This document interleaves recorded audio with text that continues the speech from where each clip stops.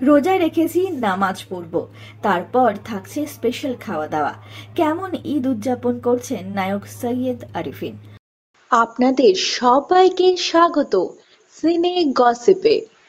বন্ধুরা, জনপ্রিয় নায়ক সৈয়দ আরিফিন, তাকে বর্তমানে দেখা যাচ্ছে যোগমায়া ধারাবাহিকের নায়কের চরিত্রে অভিনয় করতে।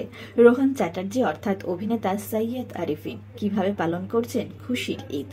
জানিয়েছেন তিনি ঈদে কোনো কাজ রাখিনি, বাড়ির লোকজনদের সঙ্গে এই দিনটা কাটাবো।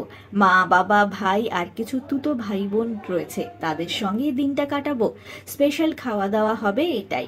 বন্ধুরা, যোগাযোগ করা হয় জনপ্রিয় সংবাদ মাধ্যমের তরফ থেকে আরিফিনের সঙ্গে। সেখানে তিনি জানান, আমি বিরিয়ানি খেতে খুব ভালোবাসি, সারা বছর তো এসব বিশেষ খাই না, তবে ঈদে কোনো বিধিনিষেধ না মেনেই খাবো। ঈদের আগে তো রোজা থাকে, আমি প্রত্যেক বছর রোজা রাখি, এবারও রেখেছি।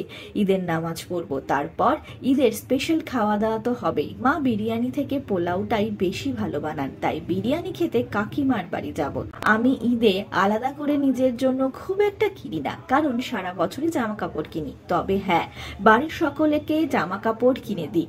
বাবা আর ভাইয়ের জন্য পায়জামা পাঞ্জাবি, মায়ের জন্য শাড়ি কিনেছি। আমি নিজেও একটা নতুন ফ্যাশন ব্র্যান্ড লঞ্চ করেছি, সেই জন্য ঈদটা স্পেশাল। এটা মহিলা পুরুষদের জন্য ফ্যাশন ব্র্যান্ড। এতদিন এটা অনলাইন বিজনেস ছিল, এবার সেটাও লঞ্চ করেছি। সিউড়িতে একটা স্টোর খোলা হয়েছে। আমি মফস্বলে বড় হয়েছি, আমার বাড়ি চিত্তরঞ্জনে আর মামা বাড়ি আসানসোলে, তাই মফস্বলের শহরেই সিউড়িতেই আমি প্রথম ফ্যাশন ব্র্যান্ড স্টোর খুলেছি, বাকি শহরেও খুলব। আরিফিন আরো জানান, ঈদের একটা বিষয় আমার কাছে গুরুত্বপূর্ণ, সেটা হলো জাকাত দেওয়া। যারা ইসলাম মানেন তারা সারা বছর যা রোজগার করেন তার 2.5% জাকাত দেন গরিবদের। এটা কিন্তু দান নয়। ইসলামে বলা হয় এই 2.5% রোজগারে আমাদের কোনো অধিকার নেই, তাই আমরা এটা জাকাত হিসেবে দিই। আমি প্রত্যেক বছর ঈদে গরিব মানুষদের জাকাত দিই, এটাও আমার কাছে একটা সেলিব্রেশন, আনন্দ। বিনোদন জগতের আরো অনেক খবর নিয়ে আসছি, জুড়ে থাকুন আমাদের সঙ্গে।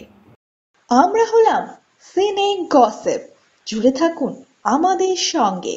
সাবস্ক্রাইব করুন আমাদের এই ইউটিউব চ্যানেলটি।